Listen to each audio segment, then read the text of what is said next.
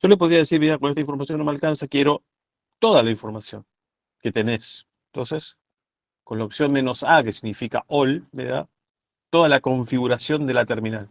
¿Sí?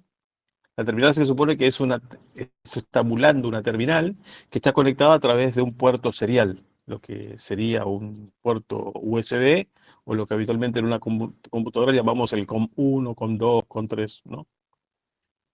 Entonces, con STTI-A tengo más información. ¿Sí? Básicamente, lo que les quiero mostrar acá es que dice, mirá, si presionan control C, esto tenés que interpretarlo como una orden de interrupción. ¿Sí? Así está configurado el driver que está manejando en este momento mi terminal. ¿Sí? Mi terminal en este momento está haciendo eco, dice acá. ¿Qué quiere decir? Que si yo presiono una tecla, imagínense mi terminal no conectada en red como está mi notebook, sino que mi terminal es una terminal boba que tiene un cable serial que se conecta a un puerto serial del servidor.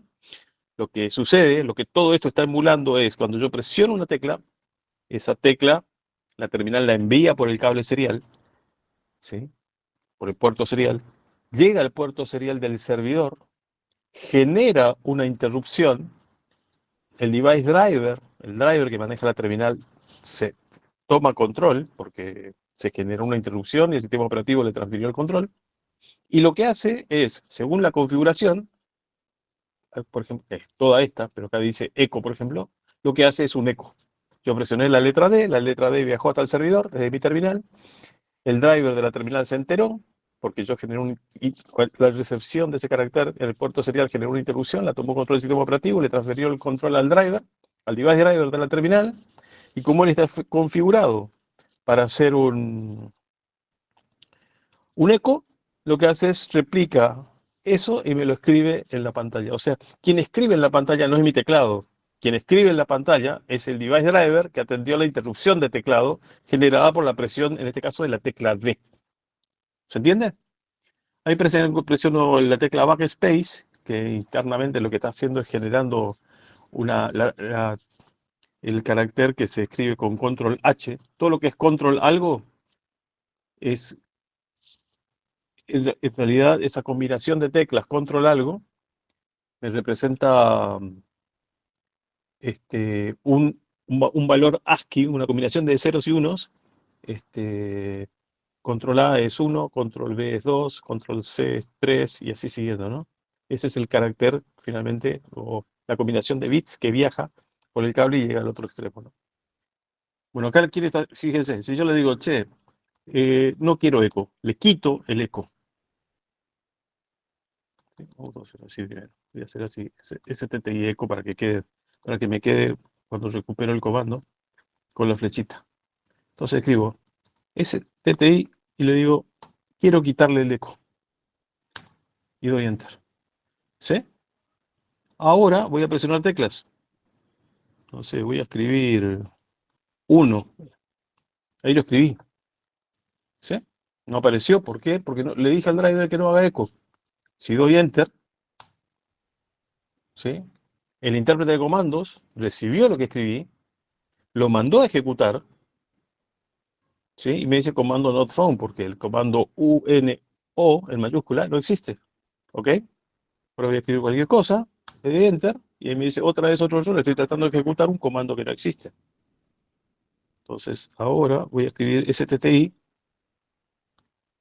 eco. O sea, lo reconfiguro como para que haga eco. Y ahora sí hace eco. Bueno, es un comando que no existe. ¿Se entiende? O sea, el driver interpreta, hace lo que uno le dice a través de este comando STTI. Acá le dije, desplegame toda tu configuración. Lo voy a decir de nuevo. Y acá me aparece toda la configuración. Es más, le voy a decir, quítame el eco, ejecutame el STTI-A, y ahí lo ejecutó, a pesar de que lo está haciendo eco. Ahí nuevamente le dije que haga eco. Bueno, vamos de nuevo, entonces. STTI-A. Entonces, hay una combinación de teclas que genera una señal de interrupción. Hay otra combinación de teclas que significa quit. Hay otra combinación de teclas que significa erase. ¿Sí? Yo podría decir, mira, STTI erase, y después digo la tecla X. La tecla X es para borrar. ¿Sí? Si doy Enter, estaría desconfigurando, digamos, el driver y ya no borraría con el backspace, ¿sí? Con la tecla de borrado hacia atrás, sino que borraría cada vez que escribo una X. No lo voy a hacer. Bien. ¿Qué es lo que hace entonces el sistema operativo? Dijimos que cuando yo presiono una tecla, esa tecla viaja, la recibe el driver, el sistema operativo captura la interrupción, la genera, invoca al driver y el driver decide hacer un eco, ¿sí? Pero si lo que yo presiono es Control C, el driver lo que tiene que hacer es generar, bueno, es hacer algo que finalmente termina matando el proceso. Cuando yo escribo sleep 30 y el proceso está ejecutando, presiono Control C y el proceso termina. Ya no está más. ¿Sí? Bien. Entonces, lo que está haciendo el Control C es que el sistema operativo cancela el proceso. Ahora, existe una forma por programación de cancelar un proceso. Sí, voy a poner a ejecutar otra vez un sleep, ahora 300. Lo voy a mandar background, o sea, que me despliegue la pantalla, pero si lo miro con un PS, voy a ver que el proceso sleep, en realidad es el proceso 28.567, está vivo, está corriendo. Con el comando kill puedo matar al proceso. Entonces digo kill 28567. El proceso, yo estoy conectado como el administrador del sistema, como el usuario root, ¿sí? Y estoy corriendo el comando sleep como mi usuario, porque yo lo puse en ejecución. Entonces yo puedo matarlo sin problema. Puedo matarlo por dos motivos. Primero, porque es un programa que puse yo en ejecución. Todo usuario que manda un proceso a ejecutar puede cancelarlo. Y por otro lado, yo soy administrador del sistema y puedo cancelar procesos míos y de otros también. ¿Está bien? Pero un usuario ordinario, un usuario común, solo podría cancelar sus procesos. Pero acá mando el kill. El sistema me avisa y me dice que el programa fue terminado. ¿Sí? Terminó el proceso. Ahora, kill, bueno, significa matar, ¿no? Pero en realidad lo que hace kill, o la forma de implementar esto, no es matando en sí al proceso, sino lo que hace es el proceso que yo puse en ejecución, que es el programa kill puesto en ejecución, le envió una señal al proceso 28.567. ¿Sí? A ver si podemos ver esto. Si miro el manual, me dice el comando kill, lo que hace es termina un proceso.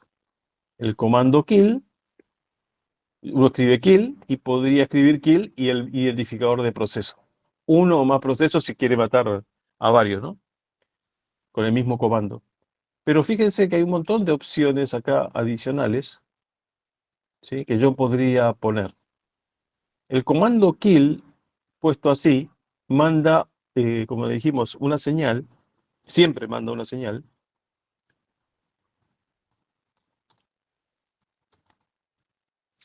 ¿sí? Y la señal que envía es la señal número 15. Pero el sistema operativo permite que los procesos manden múltiples señales. ¿Está bien? Acá tenemos una lista de 64 señales posibles. Entonces, cuando yo le digo acá, quiero matar al proceso 28.567 y no especifico cuál de todas esas señales se va a enviar, la señal que envía por default es la señal número 15. ¿Sí? Vieron que las señales tienen un número y tienen un nombre. Uno puede usar el número o puede usar el nombre. ¿Sí? La señal 15 se llama señal de terminación por software. ¿Qué quiere decir? Que un programa termina porque lo maté. Y lo maté con otro programa. Lo terminé por software. ¿Ok? En cambio, cuando presiono Control C,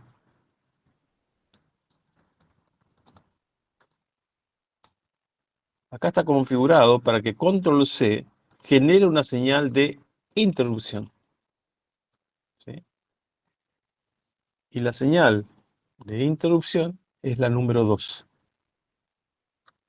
¿Sí? Dice sig int, señal de interrupción. Bien, entonces voy a poner a ejecutar nuevamente un sleep. 300 o 3000. Lo ejecuto en background.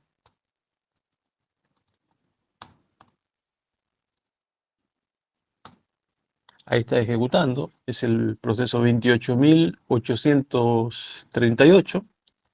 Lo voy a matar y ahora le voy a mandar una señal. ¿Qué señal le puedo mandar? Bueno, le puedo especificar así, el número de señal.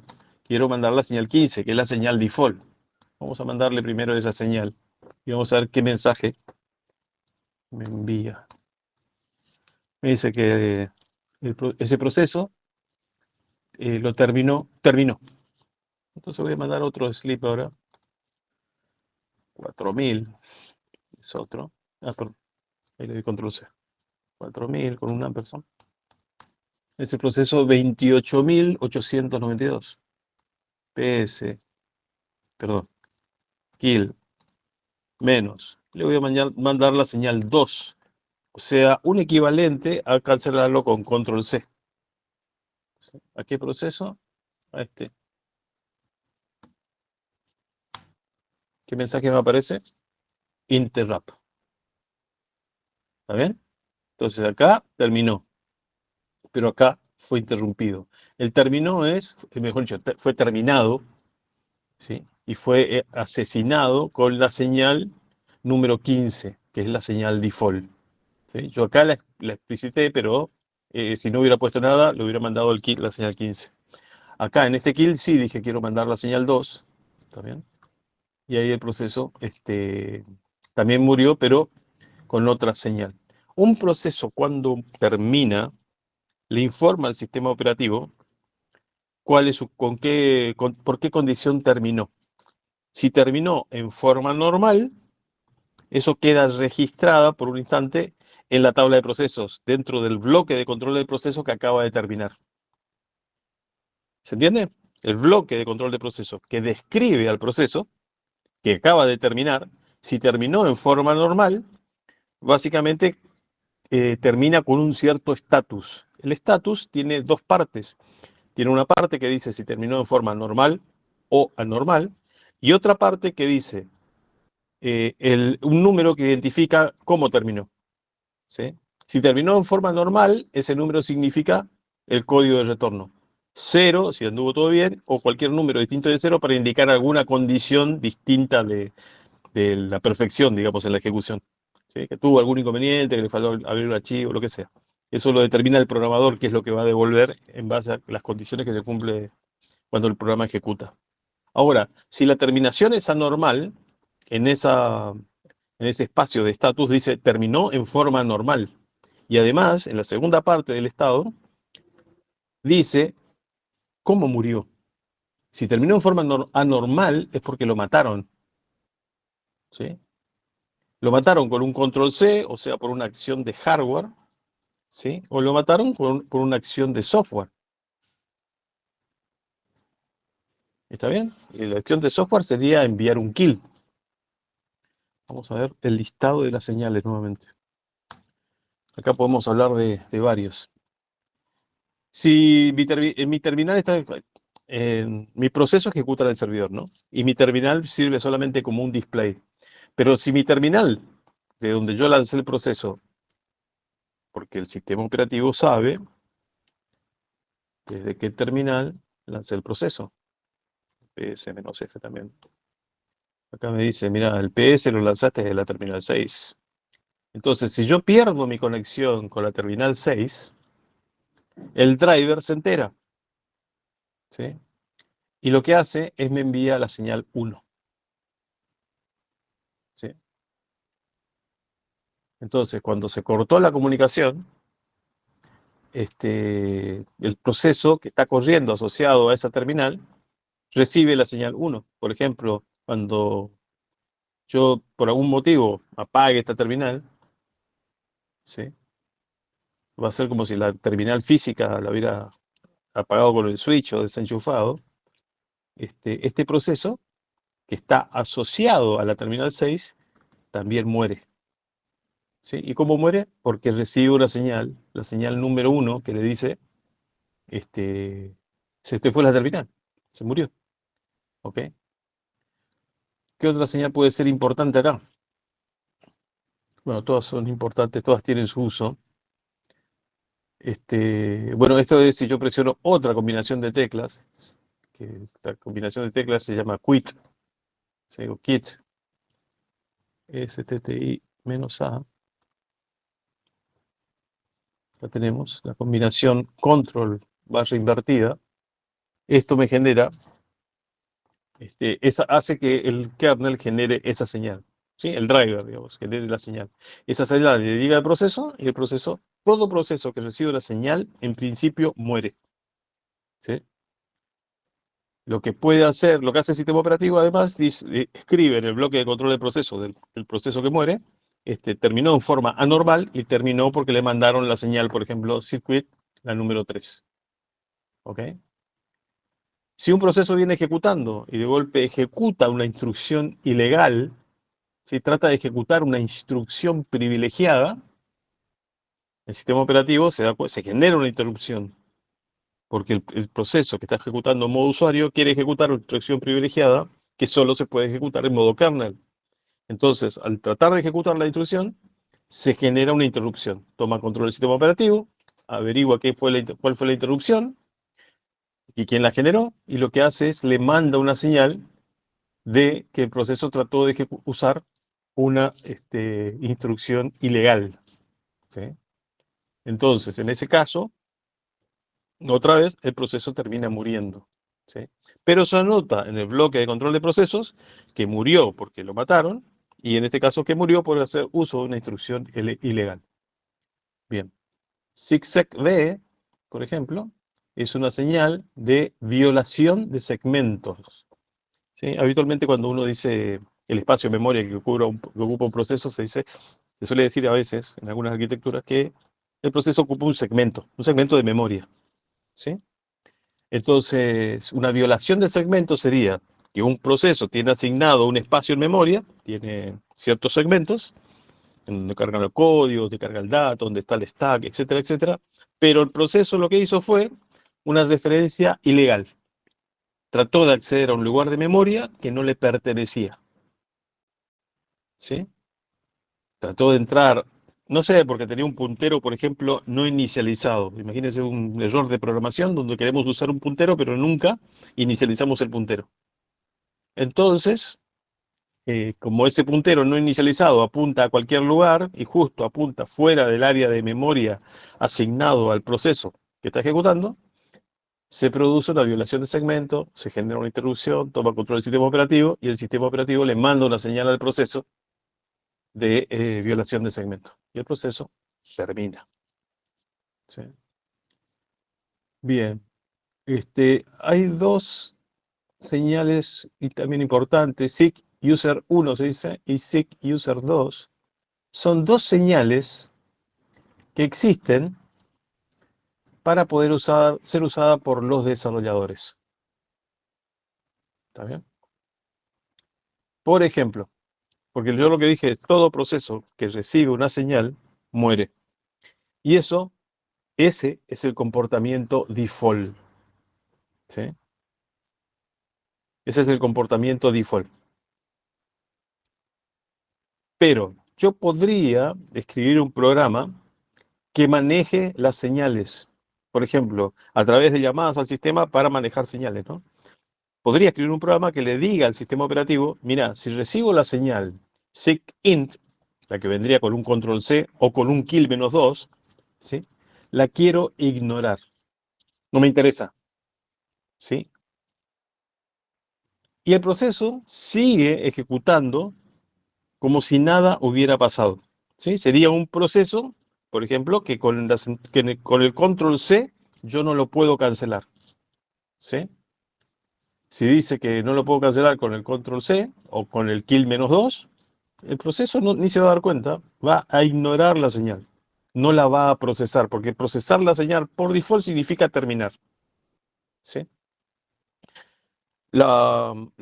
Existe también otra opción en donde un proceso, usando por supuesto los system call para manejo de señales, puede decir, en caso de que me llegue tal señal, la que él quiera, este, no es que no quiero ignorarla, quiero procesarla, pero en lugar de que la procese el sistema operativo para terminar matándome a mí, dice, quiero procesarla para hacer algo yo, ¿sí? Entonces, eso se escribe al principio del programa en general.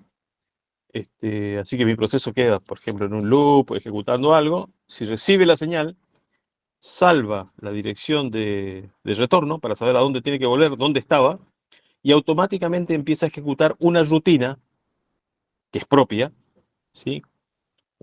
Sería una función propia del programa, en donde el programador escribió las acciones que quiere que se tomen al momento de recibir esa señal, ¿sí?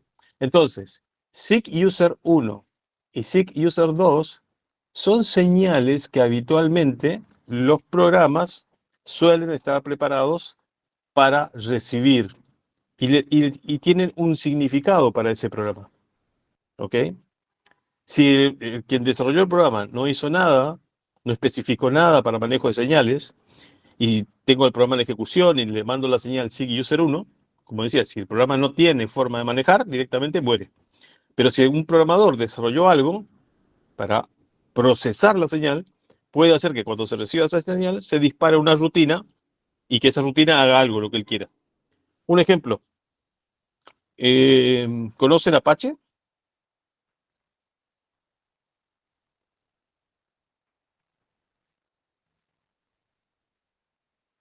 Очень.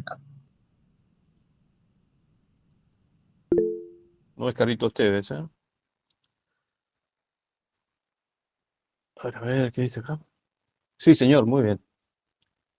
Sí, acá alguien dice que sí. Bueno, bueno, ¿saben lo que es un web server, no?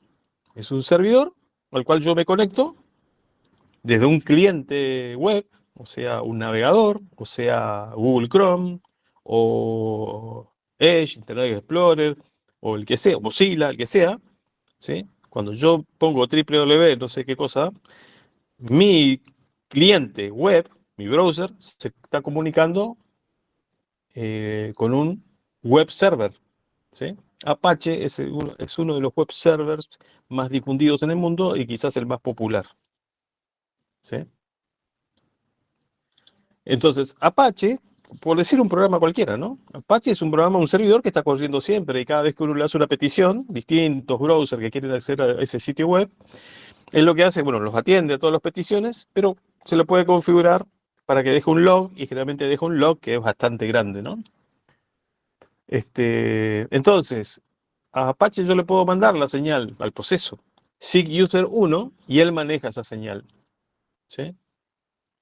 Y quien desarrolló Apache decidió usar esa señal para que él deje de escribir en el archivo de log que habitualmente escribe, lo renombre y cree otro archivo de log que comienza de cero, ¿sí? Un archivito de tamaño cero que se empieza a cargar, ¿sí? Como para decir, bueno, dale un corte al log que existe ahora, que ya es muy grande, viene de hace bastante tiempo registrando información, ya ocupa, no sé, 20 gigas y pasa a escribir en otro archivito de log. El log es un archivo de texto, ¿no? Entonces se usa para esas cosas, para decirle al programa, hace algo, y que el programador, por supuesto, especificó que iba a hacer. Entonces, cuando recibe la señal, lo que hace ese proceso es en realidad manejar la señal, dispara una rutina que hace algo, termina de hacer algo esa rutina, que en general es una rutina muy cortita y muy simple, y después retorna al punto, a la instrucción en donde fue interrumpido. ¿Está bien?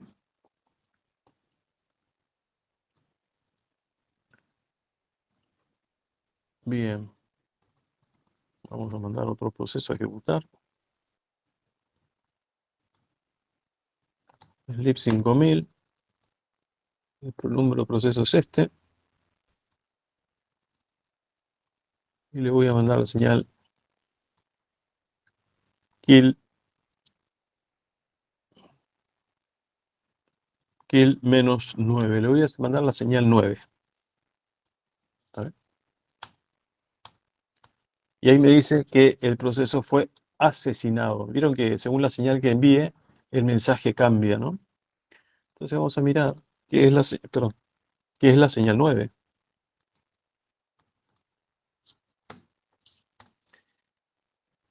La señal 9 se llama seek kill. O sea, es una señal para asesinar. La señal 9, a ver, entonces un proceso recibe una señal, si no dice nada, muere. La señal lo mata. Si dice que la quiere ignorar, la ignora. Y si dice que la quiere manejar, o sea que va a escribir una rutina que se va a activar automáticamente cuando le llegue la señal, la maneja. ¿Sí? Pero la señal 9 es una señal que se llama seek kill, porque de alguna manera garantiza la muerte del proceso. ¿Sí? El proceso va a morir porque la señal 9 no se puede ignorar, ¿sí? Y tampoco se puede manejar, ¿sí? No se va a activar nunca una rutina propia del usuario para prevenirse que le llegue la señal 9, ¿sí? Por eso se suele decir muchas veces kill -9, muerte segura, en la jerga como es de Unix bueno, y heredada en Linux, ¿no? O sea, yo con kill -9, con la señal seek kill, mato al proceso. ¿Está? Bueno, todas las demás señales también, por supuesto que se pueden enviar, pero la única que mata efectivamente, sí o sí, es la señal -9. Bueno, la señal no es -9, se escribe con el -9, porque el menos significa opción, ¿no? También si uno podría decir, quiero mandar la señal, sí, kill. En lugar de escribirlo con números, lo escribe con el nombre que tiene. Ah, bueno, el proceso ya no está más. Ya murió antes, ¿no? Por eso no lo encuentra. ¿Ok? ¿Se entendió el concepto de señales? El comando kill en sí no mata, sino que envía señales. Lo que pasa es que las señales son las que matan si es que no son ignoradas ni son manejadas. Muy bien. ¿Alguna consulta?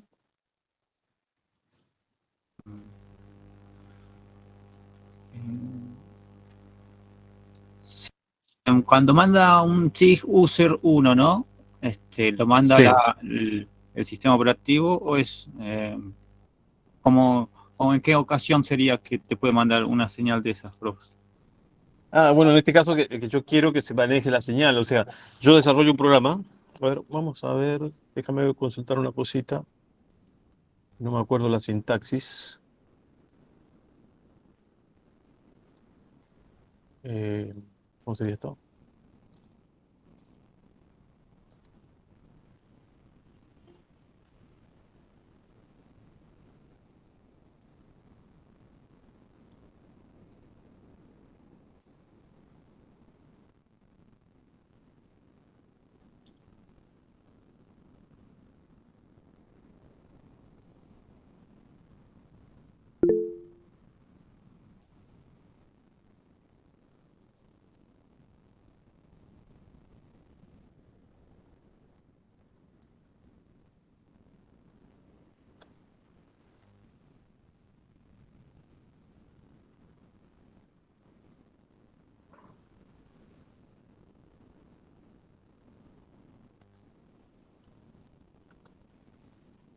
A ver. Voy a abrirme otra ventana. ¿Ven la otra ventana ustedes? Sí, se ve. Ok.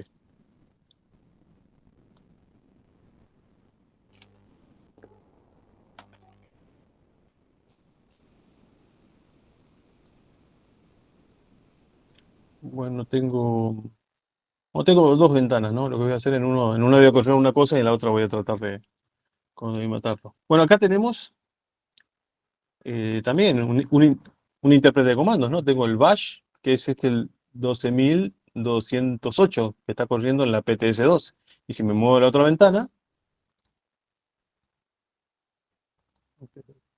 tengo otro intérprete de comandos, ¿sí? En realidad es el mismo programa puesto en ejecución dos veces, que es el proceso 8676. ¿Está bien? Bueno, entonces yo lo que voy a hacer es a este proceso que está acá, me gustaría mandarle una señal. Por ejemplo, la señal -2. Si lo envío así, lo que va a pasar es que el proceso va a morir. ¿Está bien? O sea, no se lo voy a mandar. Pero yo le puedo decir a este intérprete de comandos, ¿sí? Todo esto es hablando con el intérprete de comandos, quiero que, se suele decir que trapees, no es cierto, no está muy mal traducido, ¿sí? Quiero que si recibís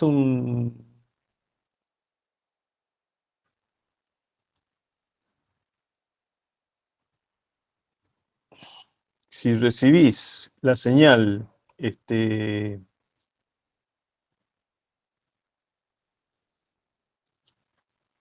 se puede poner así, me parece. Por ejemplo, 2, me parece que se puede poner así. Quiero que ejecutes el comando ls. A ver, no, valid argument. Trap 2, directamente. Que no haga nada.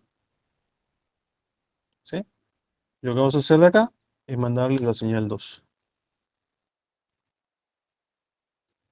¿Sí? La señal 2 es un control C. Fíjate cómo apareció ahí. Control C. Pero el proceso sigue estando. O sea, si yo le pregunto a este intérprete de comando, che, ¿vos quién sos? Eso me lo dice en la variable pesos. Me dice, yo soy el 12.208. ¿Ok? Y bueno, pero yo te mandé la señal 2. Pero yo dije que si recibo la señal 2, no quiero que me mate. Quiero ignorar la señal. ¿Está bien? Bueno, entonces te voy a mandar la señal 3, a ver qué pasa.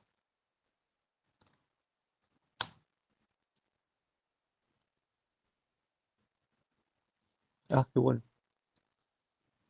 Me mandó la señal 3. Interesante. Bueno, acá no pasó nada. No debe estar configurado ahora. Entonces, voy a mandar la señal 9. Listo. ¿Ok? Y ahí lo mató.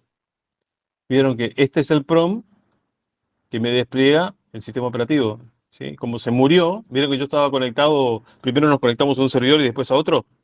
Entonces, el intérprete de comandos, en donde estaba corriendo en el servidor, que nosotros llamamos host SO2, murió. Y nos quedamos en el otro equipo, el equipo de comunicaciones. Así que me voy a volver a conectar ahora.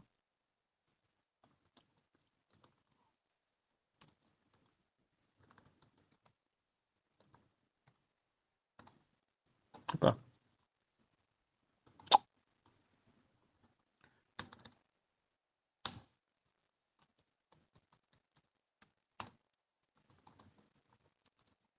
¿Está bien?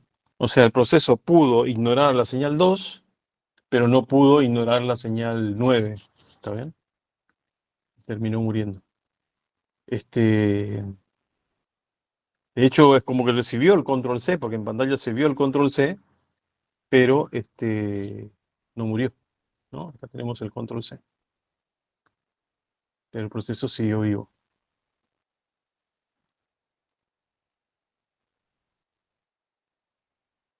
Asimismo, se puede hacer, en este caso se hacen con estos comandos porque le estoy diciendo al shell cómo tiene que, al bash, en este caso, cómo tiene que responder a las señales. Si yo escribo mi propio programa, por ejemplo, el C, puedo usar llamadas al sistema en donde hago ese mismo trabajo, ¿no? Decirle, quiero ignorar la señal 2, quiero ignorar las otras señales, pero no le puedo decir por programación, quiero ignorar la señal 9 porque no lo hace.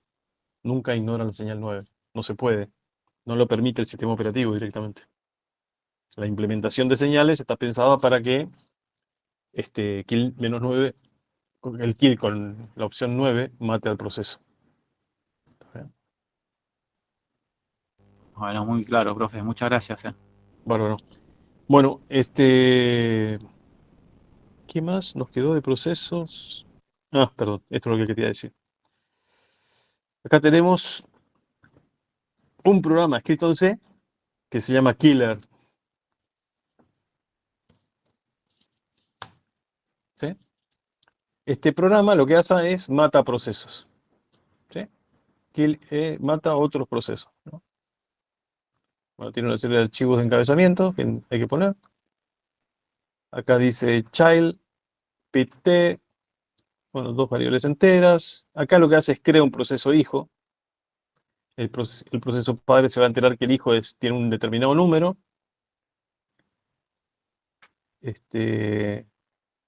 Si él es el hijo, se queda durmiendo 1000 segundos. Acá el sleep, esta función sleep no es el sleep. Acá se queda durmiendo un segundo, porque está escrito en milisegundos este sleep. Esta es una rutina, ¿no? Que se invoca. Y después de dormir, termina el proceso hijo. Y el proceso padre lo que hace es, se queda esperando la muerte del hijo. ¿Sí? Con wait, pid, le dice, mira, quiero esperar que mi hijo muera. ¿Sí? El child. Ahí se especifica el número de proceso, que es el número que devolvió el system call fork. ¿Sí? Fork, cuando creó el proceso, acá en la variable child me dejó el valor del hijo, el número que identifica el hijo, en el proceso padre. Y en el proceso hijo devolvió 0. Por eso el proceso hijo se queda durmiendo y el proceso padre se queda esperando la muerte del hijo. ¿Sí? Si el hijo no murió, el tercer parámetro le está diciendo, preguntá si tu hijo murió, si child murió, y si no murió, va a devolver 0. ¿Sí? Entonces, como eso va a pasar, como el hijo se quedó durmiendo, no haciendo nada, un segundo, bueno, esto va a ejecutar mucho antes del segundo, va a devolver 0 porque el hijo no está muerto, espera la muerte y si no murió, simplemente averigua si está vivo o no. Entonces lo que hace es, usa un system call, una llamada al sistema, en donde dice, quiero enviar una señal a este número de proceso y le quiero mandar la señal 9, seek kill. ¿Sí? Esta constante simbólica, que en realidad es el número 9, está en este archivo encabezado, ¿no? Está descrito ahí. Y ahí lo que hace es lo mata. El kill devuelve un código de retorno y acá lo que hace es pregunta por el código de retorno. ¿Sí? Si ese valor es distinto de 0, significa que el kill falló. ¿Está bien? Y se queda esperando la muerte con wait otra vez de este proceso. Y ahora se queda esperando. ¿Sí? Si no, lo que dice es que el proceso murió. Y después el proceso padre se va. Entonces vamos a compilarlo. Lo que quiero mostrar acá básicamente es que el comando kill internamente va a ejecutar el system call. ¿Dónde está? El system call kill. ¿Dónde está? Acá. Va a ejecutar el system call kill. ¿Sí? Ahí va a invocar al servicio del kernel. Y el kernel va a activar una rutina interna que hace el kill.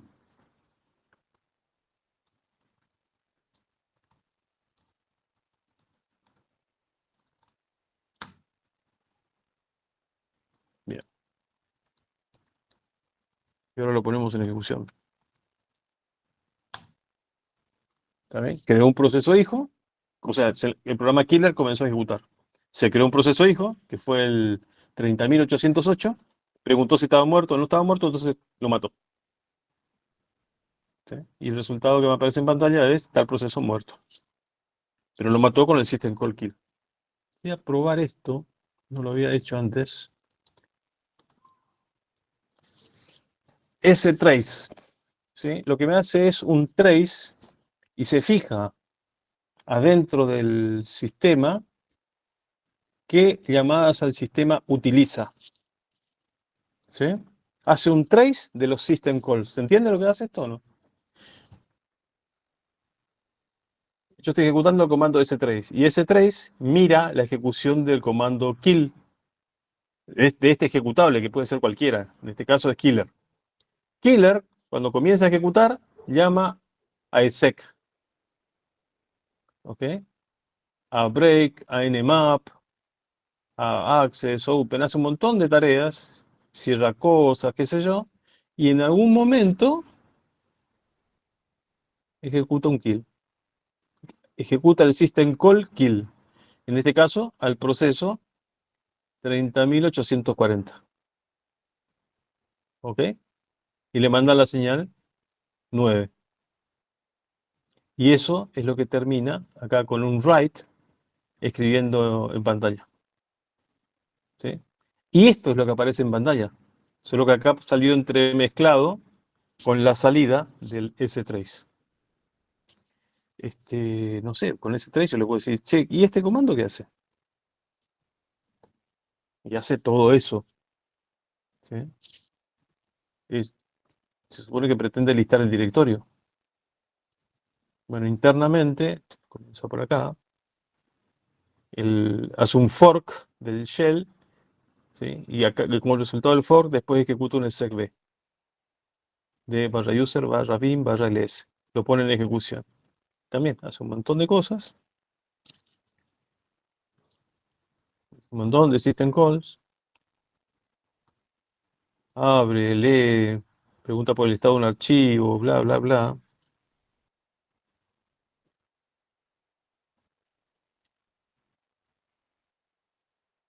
Bueno,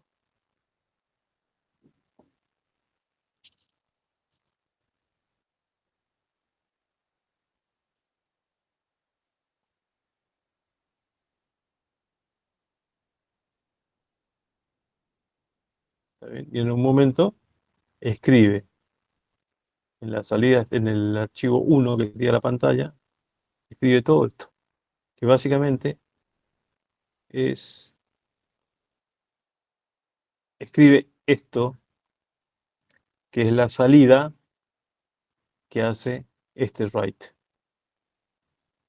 ¿Sí? Acá sale entremezclado lo mismo esto, todo esto que sirve. Esa sería la verdadera salida del comando ls. Acá está la salida del trace y del ls todo junto. ¿Ok? Entonces con ese trace yo puedo ver qué system calls está utilizando el programa que estoy poniendo en ejecución. Por ejemplo, voy a poner en ejecución otro proceso, que es el número 31.103, y le voy a ejecutar el system call kill, el comando kill, no el killer, sino el comando kill, y voy a matar ese proceso. Y le estoy mandando la señal 15.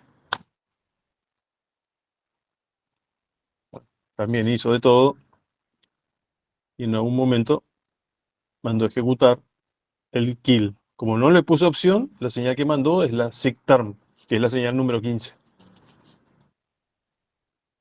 Vamos a mandar de nuevo a otro proceso a ejecutar. Y vamos a ejecutar el kill a este nuevo proceso. Ah, perdón, pero le vamos a mandar la señal 2. Entonces, cuando vemos el resultado, acá me dice, mandó la señal, ejecutó el system call kill. Una cosa es el comando, ¿no?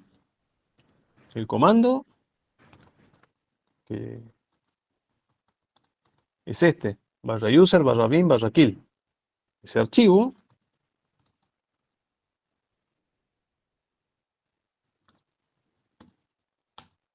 es un archivo ejecutable. Barra user, barra bin, barra kill es un ejecutable. ¿Sí? Este archivo ejecutable toma los parámetros de la línea de comandos y terminó enviando al proceso que yo le dije la señal que yo especifiqué en la línea de comando, ¿no? Le había puesto kill -2, 31.148. ¿Ok? Esa puede ser una pregunta del parcial, ¿no? ¿Qué hace una señal? Y bueno, una señal puede matar a un proceso, puede ser ignorada por el proceso o puede ser manejada por el proceso. ¿Y cuál señal no puede ser ignorada ni manejada por el proceso? La señal número 9, ¿no?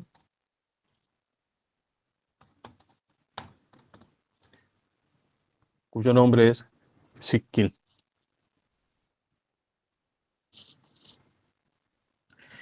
A un proceso también le puedo mandar una señal, como por ejemplo seek-stop.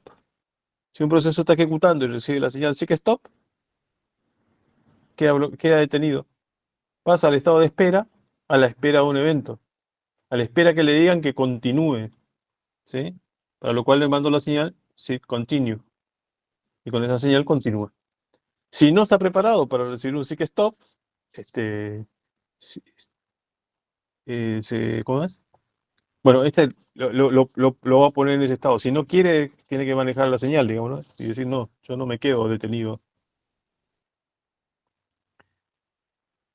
Bueno, hay un montón más de señales que tienen otros usos.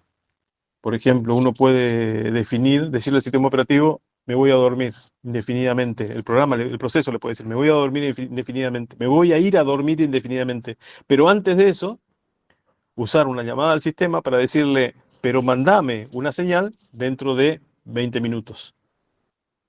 ¿Sí? Entonces, la señal que le va a mandar en el tiempo que el programa especifique es esta, SIG alarm. Y lo que uno hace es, escribe el código, ¿sí?, que se va a activar cuando reciba la señal. ¿Ok?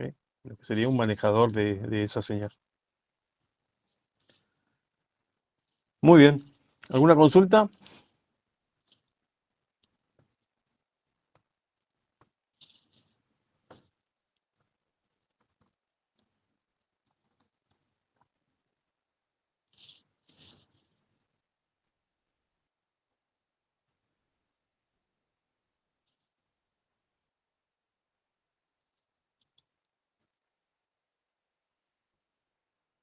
Las señales también se pueden dar entre diferentes procesos corriendo concurrentemente de manera definida. Sí, claro. Sí, sí. Y digamos que el mecanismo de comunicación entre procesos más primitivo, lo más básico que pueden hacer dos procesos entre sí, es mandarse señales. ¿Sí? Digamos, lo único que se manda es una señal y el otro se entera que recibió la señal. Si no está preparado para manejarla, se muere, pero si está preparado para manejarla, sabe, al menos quien desarrolló ambos programas, sabe para qué le manda una señal a otro proceso. O debería saber, lo debería haber diseñado de esa forma. Es una forma básica de mecanismo de comunicación entre procesos. Digamos que si tuviéramos que hablar ahora, ya justo en este momento de comunicación entre procesos, podríamos comenzar diciendo eso, que lo más elemental es eso. Le tiro una piedra, digamos, para decirle algo, una persona a otra, bueno, sería el equivalente, ¿no? Solo una piedra que nos... Muy bien. Vamos a dejar de compartir esto y vamos a pasar al siguiente capítulo.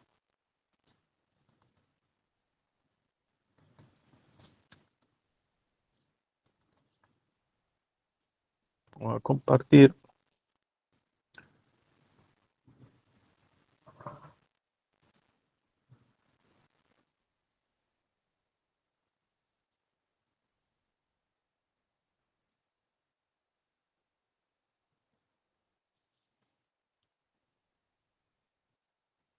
Vamos a hablar de threads y concurrencia.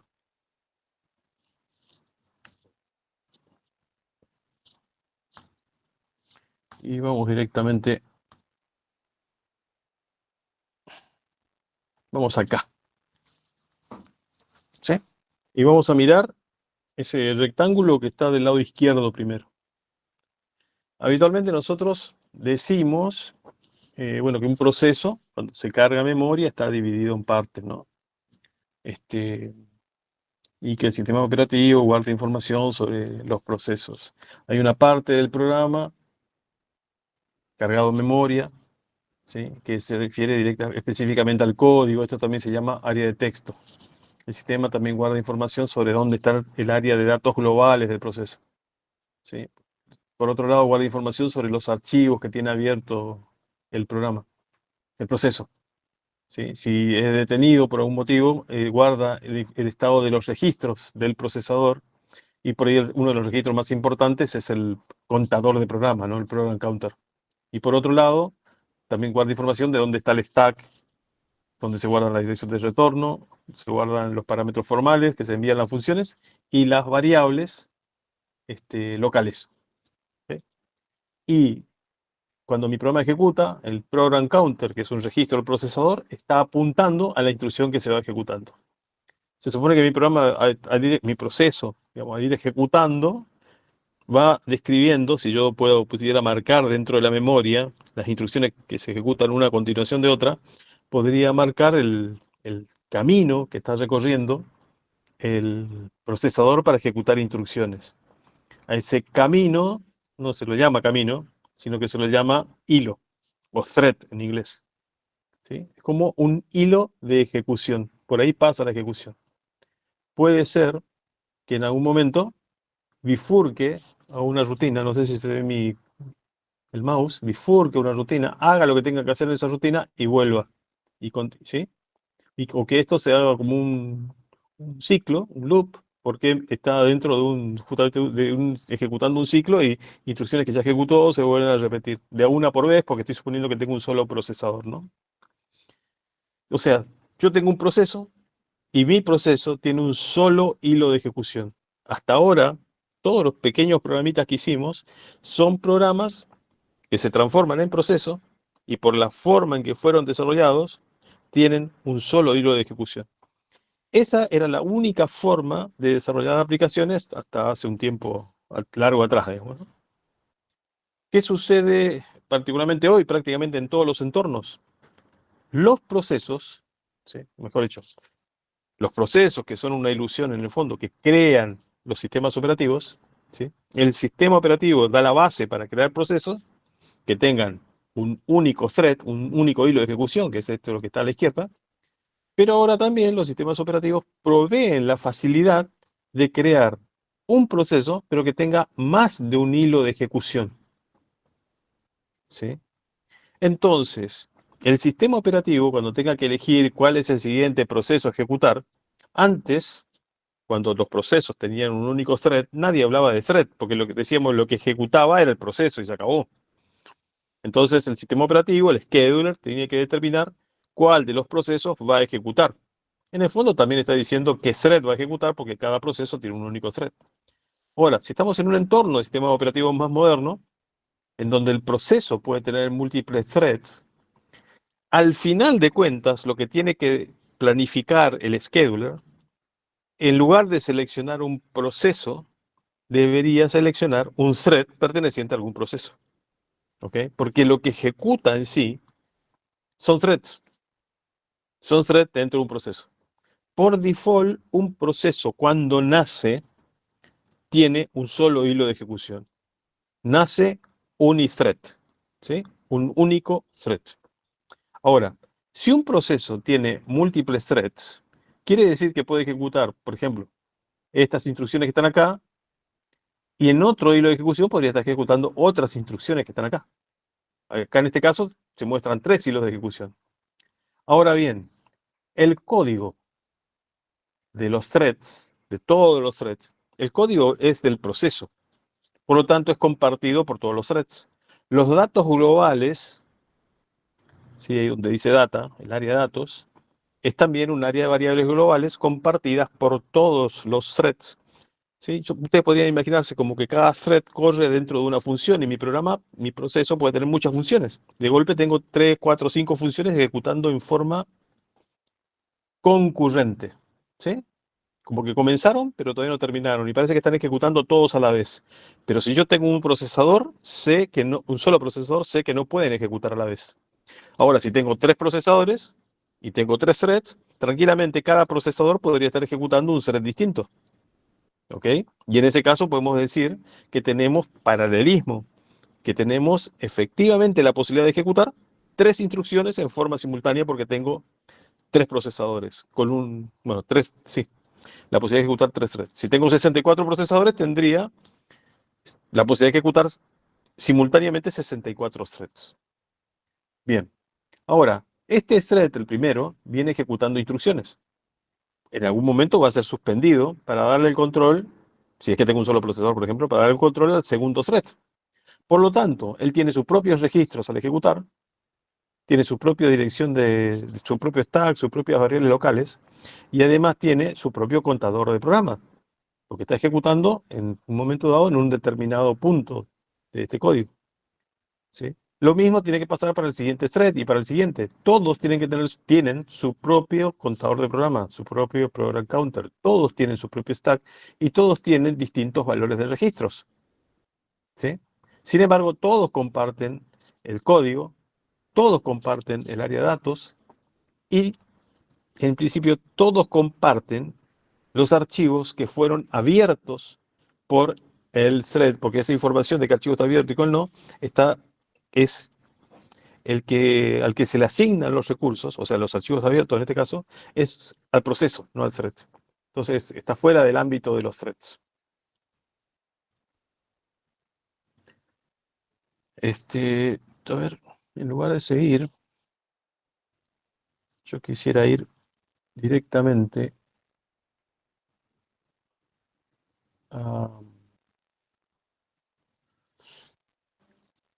al grano para que quede más claro. En lugar de tratar de adivinar cómo funciona, acá no está. Tengo muchas ventanas abiertas.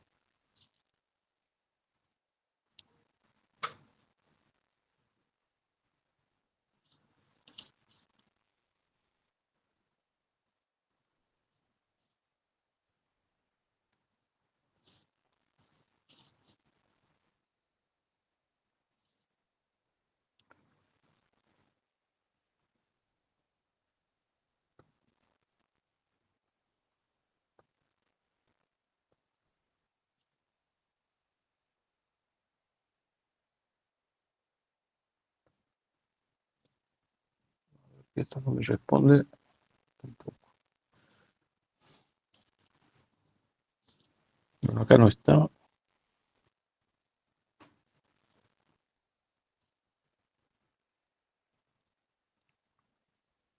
Tampoco.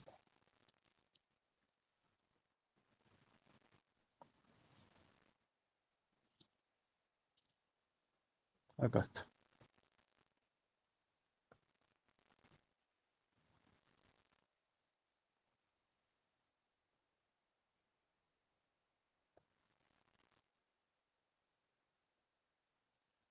Bien. Entonces, existen varias formas de implementar threads, ¿no? Básicamente se implementan a través de una biblioteca de funciones que me permiten llamar al sistema para que me cree un thread. ¿Sí? Así como se crean procesos con fork, existen llamadas al sistema para crear un thread. Existen llamadas al sistema para decir que un thread terminó. ¿Sí? Entonces, eso es lo que vamos a ver. Bueno, este es el mismo gráfico que habíamos visto. Un único thread. Y acá tengo multithread porque tengo un sistema que permite que los procesos sean multithreaded. ¿Sí? Entonces vamos a ver un ejemplo. Vamos a tomar de acá. Me lo voy a copiar.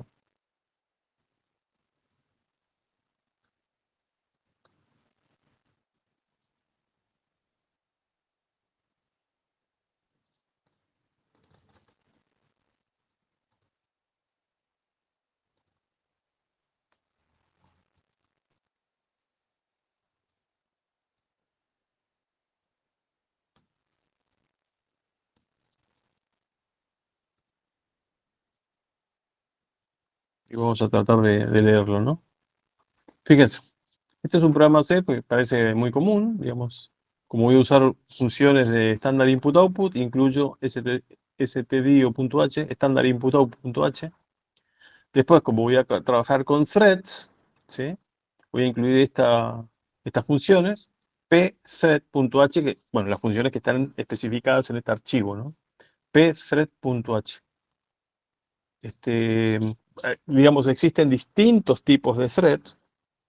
Los threads que estamos por ver reciben el nombre de thread POSIX. POSIX es un estándar, es un sistema operativo estándar. ¿Sí? ¿Vieron? ¿Conocen la IEEE de nombre al menos? Sí, Sí, sí. Sí, perfecto, buenísimo.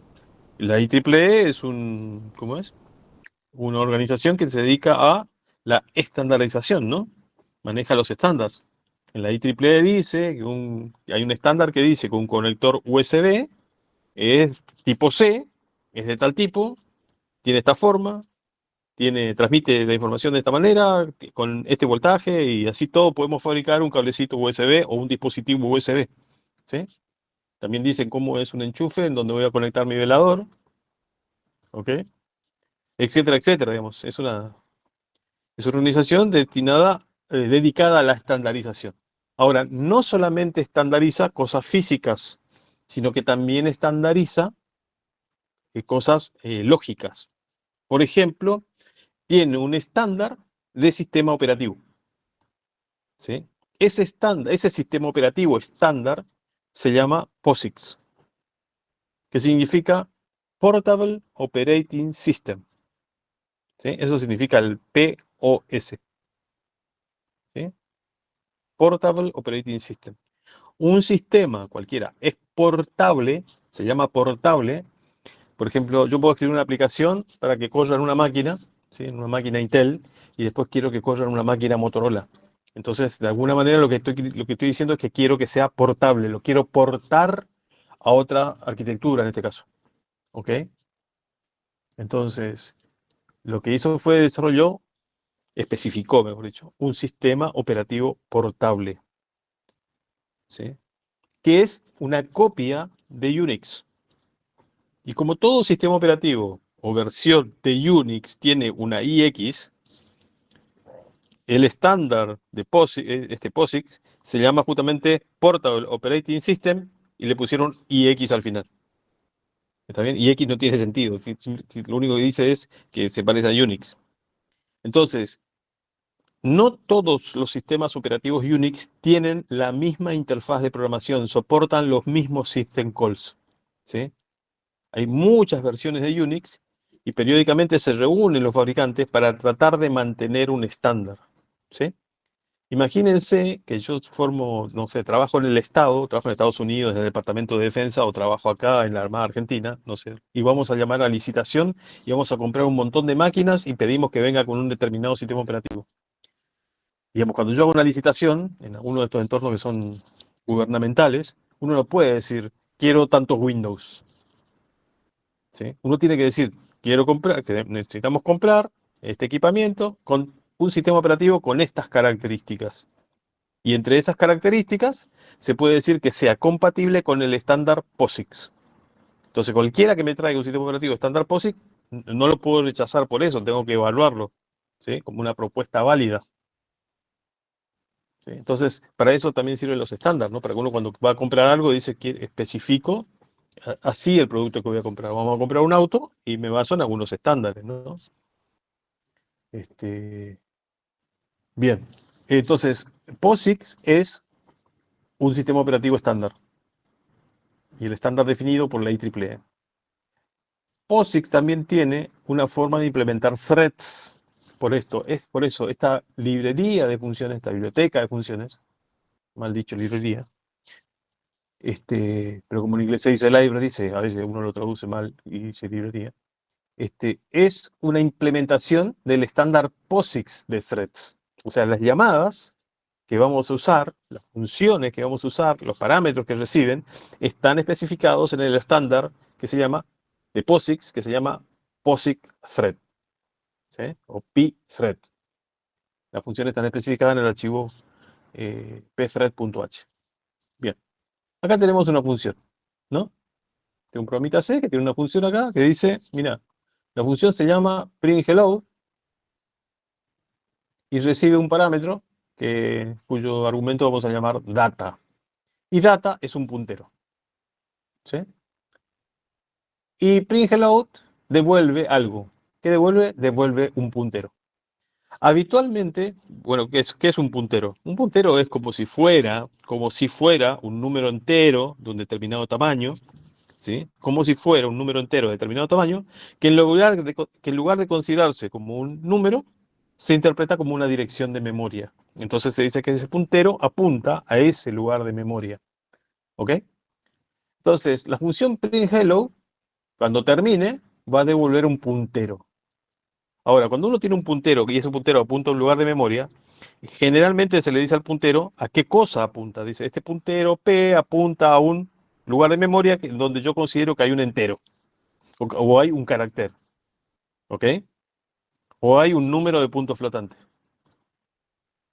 ¿Sí? Ahora, existe en C un puntero, ¿sí? Que se llama puntero genérico. Es un puntero que apunta a un lugar de memoria y se despreocupa de saber a qué cosa está apuntando. Por lo tanto, podría apuntar a lo que sea. Podría apuntar a un vector, podría apuntar a un solo entero, podría apuntar a una estructura de datos, podría hacer lo que sea, pero es un puntero.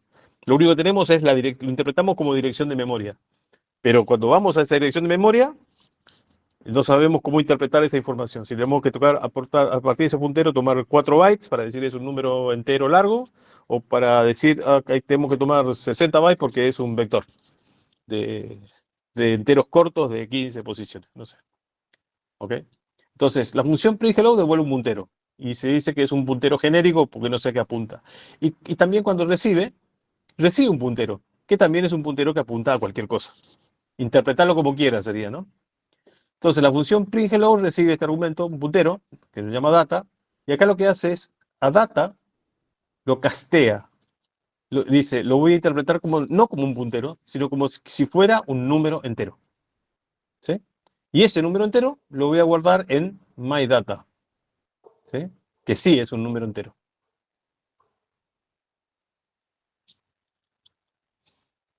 ¿Ok? Bueno, y después hace algo. ¿Sí? Después hace algo. Ese algo, bueno, voy a saltearme las funciones de threads. Ese algo es imprimir en pantalla hello from new thread. Obtuve got, dice, por ciento de este dato. O sea, mostrame myData como un número entero. ¿Sí? El puntero que le pasó acá y que lo convirtió, se supone, en entero, ahora lo está mostrando como si fuera un número entero. ¿Sí? Eso es lo que hace print hello. Imprime este string y un número. Y parece que ese número eh, lo consideró un entero, lo guardó en una unidad entera y ahora lo muestra como en formato decimal. Por eso un por ciento de acá. Y después termina. ¿Sí? Vamos a ver qué dice el programa principal. El programa principal tiene una variable local que se llama RC, que básicamente en algún momento va a llamar a una función, la función va a devolver un código de retorno, un valor de retorno, y ese valor de retorno lo va a guardar en RC. Es muy utilizado ese nombre de variable justamente para eso, para guardar los valores de retorno. Después dice, los threads, al igual que los procesos, tienen una identificación, tienen un número que lo identifica. Ahora, en lugar de llamarse Process ID o PID, se llama Thread ID. O sea, el proceso sigue teniendo su identificador y el thread ahora, que aparece ahora, tiene también su identificador. ¿Sí? El identificador se llama Thread ID. Y es de tipo pthread type. Básicamente esto es un sinónimo al número entero. ¿Sí? Como dice acá, el thread ID es simplemente un entero. No es otra cosa que un entero. Y acá lo que dice es t, la variable t, la igual a 11. Dice dato que se va a usar para pasarle al nuevo thread. O sea, cuando comienza la ejecución de mi programa comienza por acá. El único thread que tiene es este y comienza a ejecutar estas instrucciones. ¿Sí? Acá hay declaración de variables y qué sé yo, pero la única instrucción en realidad que está usando es esta, ¿no? Esta es una asignación. Es la primera instrucción de la función main. Y después lo que hace es invoca a esta función, pthread create, que básicamente es la función create de la biblioteca de funciones de pthread.h, ¿no? Y acá lo que hace es crea un thread. A partir de ese punto, mi programa va a seguir ejecutando el resto de las instrucciones. Ese thread, el primero que existió, va a seguir existiendo, pero a partir de este punto se va a crear otro thread. Algo más va a empezar a ejecutar en forma concurrente o en forma simultánea. En forma concurrente, si es que tengo un único procesador. En forma simultánea, si tengo varios procesadores. Entonces, el primer parámetro, ¿sí?, es un parámetro al cual se le pasa la dirección de la variable thread_id. Básicamente acá se está pasando un parámetro por dirección, de tal manera que la función pthread_create me devuelva la identificación del thread creado en esta variable. ¿Sí? Bueno, acá le pasa un parámetro nulo. Ahí se le pasa información, por ejemplo, sobre, está faltando acá algo.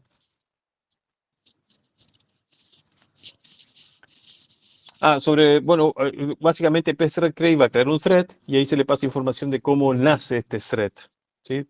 Con qué características. Acá se le pasa una estructura completa con un montón de información. Como acá va a tomar el valor default, le pasa el puntero nulo, porque si no, no se le pasa el puntero a una estructura que contiene toda esa descripción. Entonces lo va a crear con los valores default y le pasa el nombre de una función. Fíjense que printHello es la función que está acá. ¿Cómo hace uno para invocar a una función? Si tuviera yo que invocar a la función, voy a escribir acá abajo, si tuviera que hacer una invocación, invocar a una función, llamar a una función, si la función se llama f, pongo f, y entre paréntesis, los parámetros, ¿no? A, B, C. Y si no recibe parámetros, directamente no los pongo.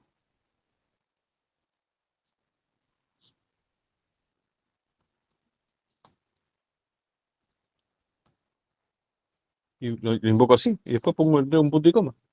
Esa es la manera de invocar una función.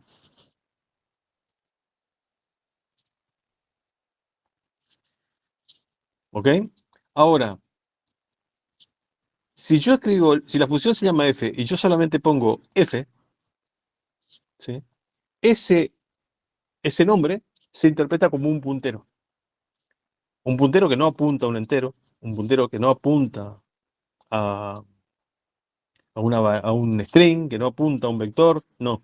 Es un puntero que apunta al área de código, no apunta al área de datos, no apunta al stack, apunta a un área de código.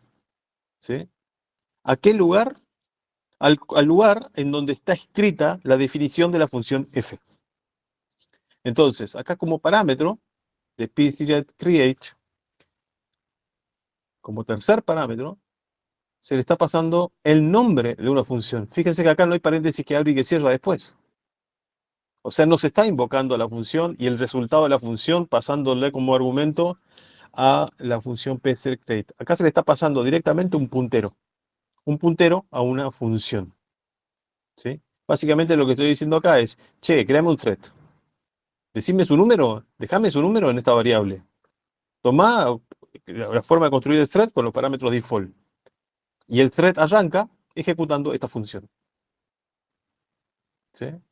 Y además, te paso, en este cuarto parámetro, acá te paso un puntero genérico, ¿sí?, que tiene valor t. ¿Sí? Para que le pases a la función printHello al momento de comenzar a ejecutar. ¿Sí? Ahora, t eso no es un puntero, es 11. Bueno, acá como cuarto parámetro le está pasando el número 11, pero pthread_create quiere recibir un puntero. Entonces lo va a interpretar como puntero, porque acá yo le puse t, y antes de t le dije, bueno, esto se interpreta como si fuera un puntero genérico. La función printHello, que está acá, ¿sí?, va a recibir el valor de t como puntero genérico. O sea, lo va a tener en data como un puntero genérico. Y después lo va a transformar en entero, y eso es lo que guardará en la variable myData. Y la función lo va a imprimir, o sea, lo que va a imprimir es el número 11. O sea, le pasé un 11 como si fuera un puntero, pero después le dije, no, es un entero, y lo guardé en una variable entera y lo imprimí como si fuera un entero. ¿Sí? Toda esa, toda esa historia es porque lo que puede recibir es un puntero a algo. Y esto me da la flexibilidad de que yo en lugar de pasarle un número, le pueda pasar todo un vector, le pueda pasar toda una estructura, le pueda pasar un montón de cosas en un solo puntero. ¿Ok? Pero acá como le quiero pasar un entero, hago toda esta historia. Entonces, cuando termine esto, Pthread puede andar bien o puede andar mal, digo. Puede fallar. Podría ser que quiera crear un thread y ya no hay posibilidad de crear thread por algún límite que tenga el sistema operativo. ¿Sí? Entonces, bueno, o sí que lo haga. En todo caso, lo haga bien, lo haga mal, lo puede hacer o no, Pthread va a devolver un código de retorno. El código de retorno, el valor de retorno, lo vamos a guardar en la variable RC, y lo que hace mi thread principal, el que venía ejecutando todas estas instrucciones, va a preguntar, che, ¿qué onda con RC? ¿Sí? Ese valor es distinto de cero. Si es distinto de cero, anduvo todo mal. Entonces imprime el mensaje, el mensaje de error, ¿no? Y dice cuál es el número que devolvió pthread create. Y termina el proceso con exit 1. Si eso no sucedió, o sea que si anduvo bien la ejecución, no va a ejecutar esta parte del den, no tiene else, así que va a seguir ejecutando con lo que viene a continuación, y lo que va a decir el proceso que creó el thread, che, creé un nuevo thread, ¿sí? Y esta es la identificación del thread. ¿Ok? El número que le devolvió en este primer parámetro. Ok. Ahora, un thread, cuando comienza a ejecutar, se abre un espacio nuevo, como de direcciones, si se quiere, en donde, bueno, donde guardaba lo que decíamos antes, ¿no? El stack, las variables locales, los registros, el program counter, etcétera. Tiene una serie de valores que le son propios. ¿Sí? Un thread entonces se crea con pthread create y el thread termina, ejecuta un exit con pthread exit. ¿Sí? Acá el thread principal, cuando llega a este punto, le dice terminé. ¿Está bien? Y le manda como código de retorno el valor null, que sería el equivalente a un 0. ¿Sí? Lo mismo hace la función printHello. Cuando printHello termina de hacer lo que tiene que hacer, ¿sí? Ejecuta también un pthread exit. No hace un return, no retorna de la función. ¿Está bien? Porque se invocó a la función hizo lo que tenía que hacer y terminó. ¿Ok? Muy bien. Acá, pthread detach. Un thread nace porque otro thread lo creó. ¿Sí? Y hay una relación entre ambos threads. No es que un thread sea padre de otro, pero sí uno hizo que el kernel cree al otro thread. ¿Ok? Entonces, quien creó, el thread que creó a otro thread, puede despedir en algún momento información sobre ese thread que creó. Así como un proceso puede crear otro proceso y después preguntar, che, ya murió o no murió, cómo terminó, terminó bien, terminó mal, cuál es el código de retorno. Un thread que crea otro thread puede preguntar, che, ¿qué pasó con ese proceso? ¿Ok? Porque, ¿sí? Y toda esa información y el comportamiento de los threads es dependiente de qué hace el proceso cuando crea el otro thread. ¿Sí? ¿Qué es lo que uno le especifica acá? En ese segundo parámetro, que acá le pasamos null, que le dice comportamiento default. ¿Sí? Y acá lo que dice es lo siguiente, che, quiero que desacoples, sería detachar, desafectar, desconectar a ese thread que está ejecutando, ¿sí? Del thread que lo creó. Bueno, pthread create no es más que, perdón, pthread self no es más que una referencia al thread en sí, y acá le está pidiendo, me quiero desconectar de quien me creó. ¿Ok? Que a ese no le importe nada de mí. ¿Sí? Podríamos obviarlo. Y bueno, finalmente ambos threads van a terminar.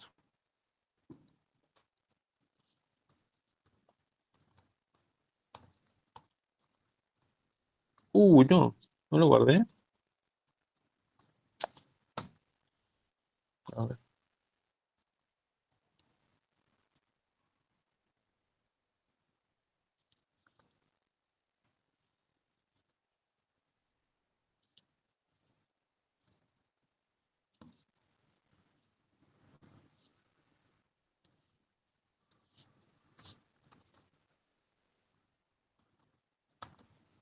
Bueno, ahora sí. Muy bien, entonces lo que teníamos que hacer es compilar, ¿no? Make mt, ¿no? Para que él sabe cómo generar el ejecutable. Vamos a ver qué pasa con esta ejecución. Sí, así compilamos todos los programas anteriores, ¿no? Ok. Bueno. Bueno, este compilador es bastante quisquilloso, si se quiere. Entonces acá me está diciendo, che, pará, mira lo que estás haciendo acá. Estás haciendo un cast de un puntero, un entero, de diferente tamaño. Esto puede andar mal, ¿sí? Después me tira otro warning, por otro punterito, por ahí, qué sé yo, y otro warning más, ¿sí? Pero no importa, digamos, ¿no? Vamos a obviar los warnings. Sin embargo, acá abajo tenemos errores. Y me está diciendo que dentro de la función print hello, vos estás llamando a la función pthread detach, ¿sí? Y está no definida. No la encuentro. No sé dónde está el código de la función detach. ¿Se entiende? Yo estoy usando esta función, pero nunca escribí el código. Y lo mismo me dice acá abajo. Me dice, mira, vos estás usando la función pthread yo tengo que invocarla desde main, porque eso es lo que escribiste. En main pusiste que se invoca pthread pero esa referencia no está definida porque no sé dónde está el código de pthread. O sea que acá dice pthread, y bueno, pero acá yo tengo un archivo encabezado. Bueno, el archivo encabezado no tiene el código de la función. Lo que dice en el archivo encabezado es cómo se usa la función. A ver si lo podemos encontrar. Barra usr, barra include pthread. No, no.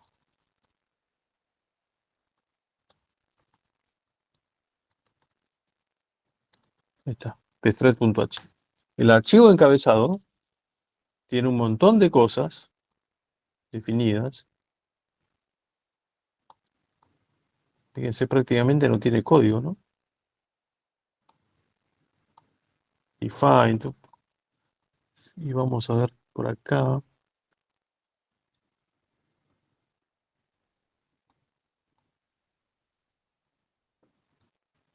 Vamos a buscar la palabrita create.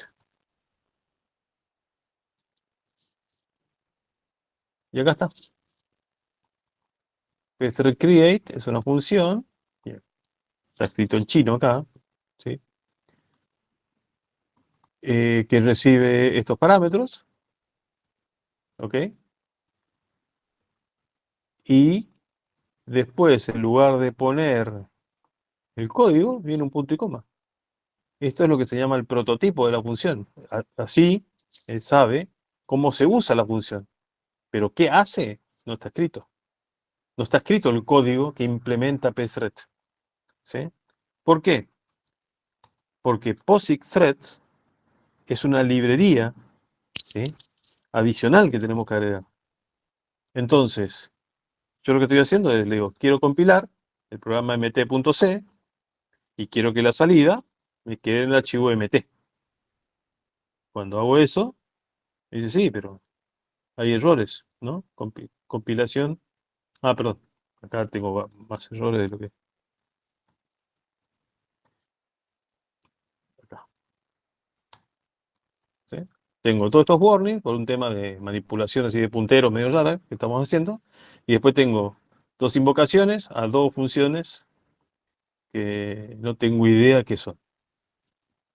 Eso es lo que me dice.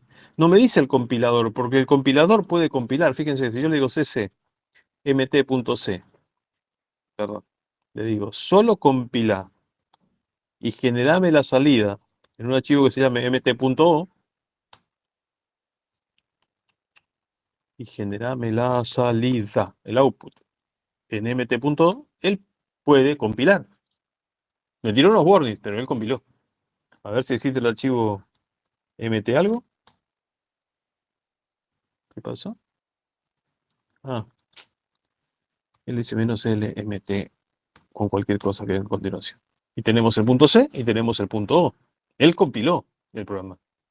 Una vez compilado, juntó este objeto con la biblioteca estándar de C.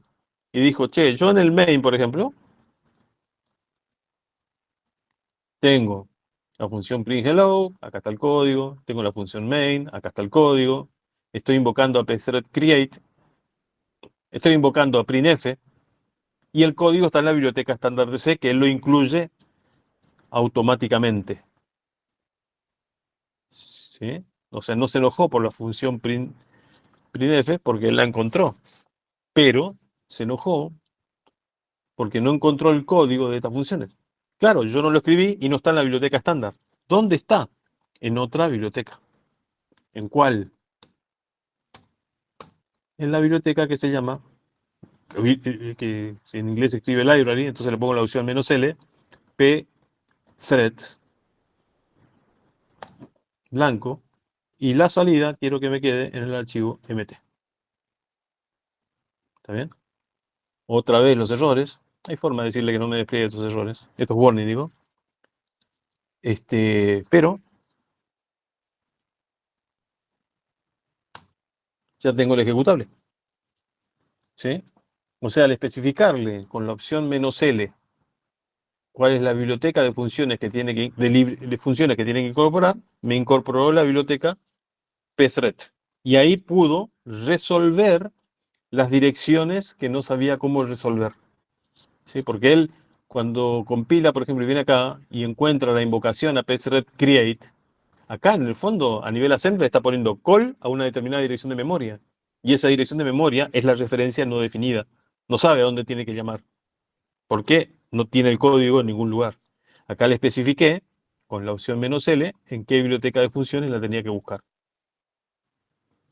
Bueno, y ahora vamos a ejecutar ./mt. ¿Sí? Ahí dice acá, creé un nuevo thread, el thread es este, y esto es lo que imprime el otro thread. ¿Sí? Y dice que recibió el número 11.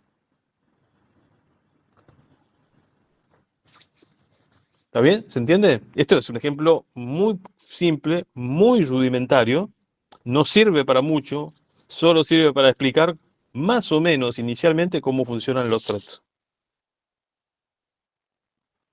Sí, está muy bueno, profe, todo lo que aprendimos ahí.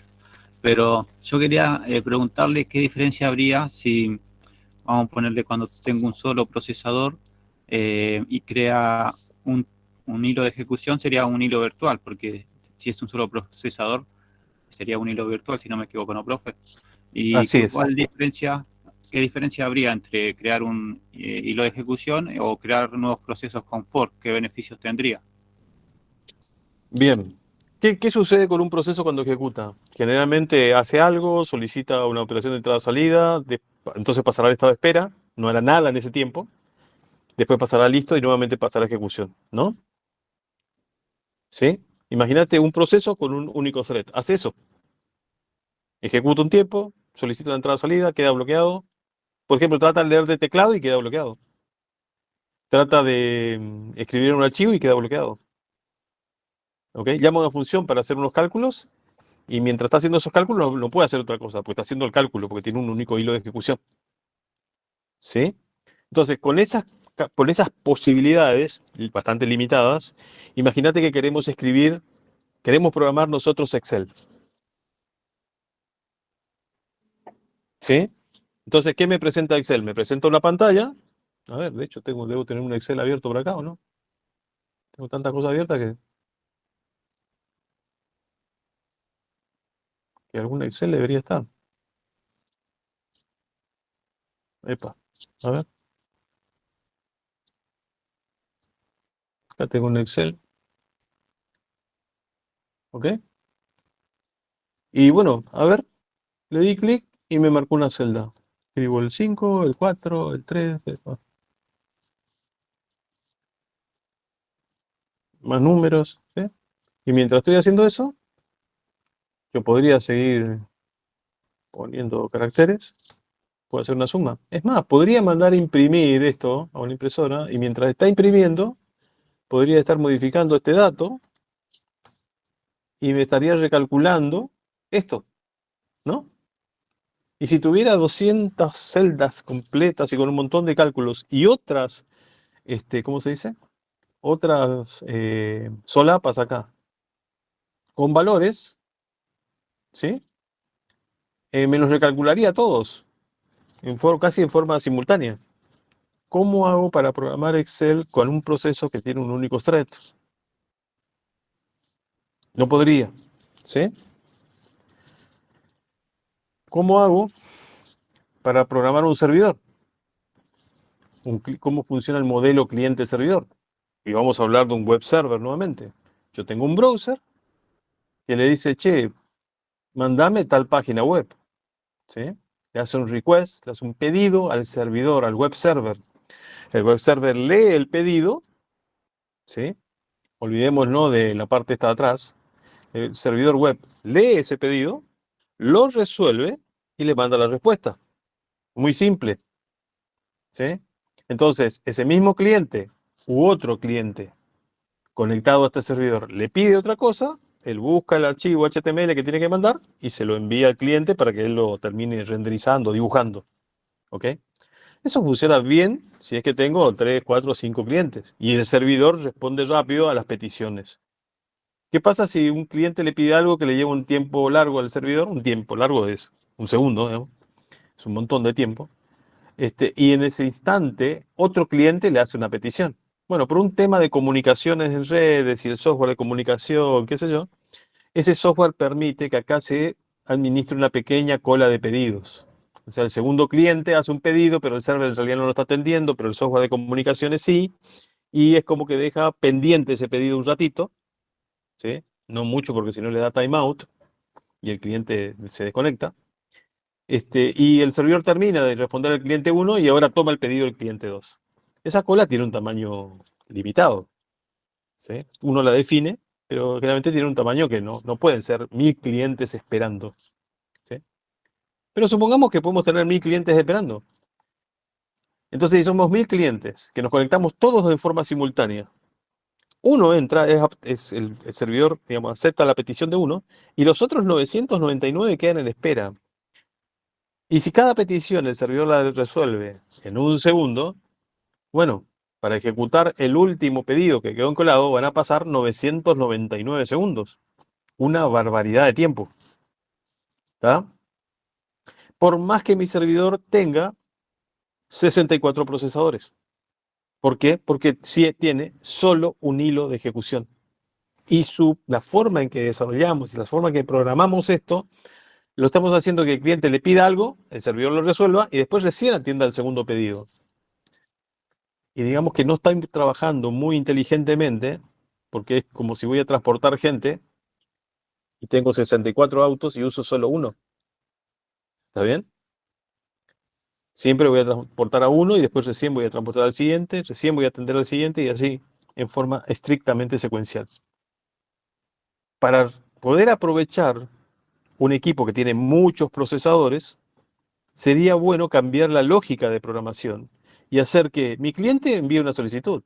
El servidor sí, perfecto, escucha los pedidos de solicitud, ¿sí? No es que le piden a cualquiera, sino que se lo piden a él.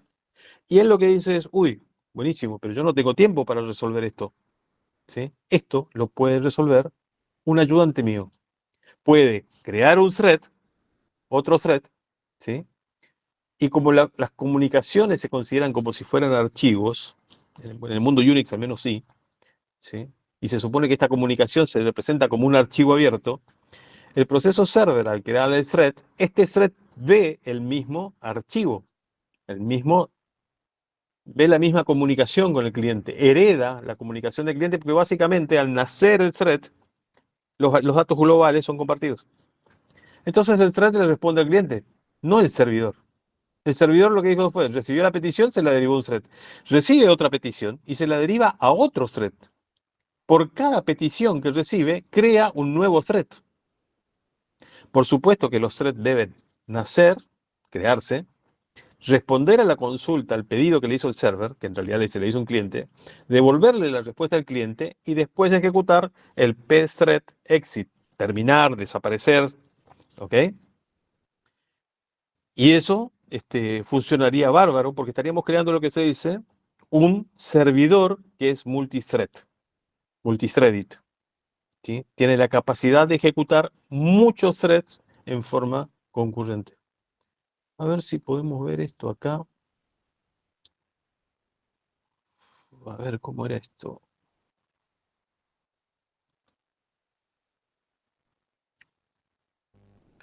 Acá tengo el administrador de tarea de Windows, ¿no?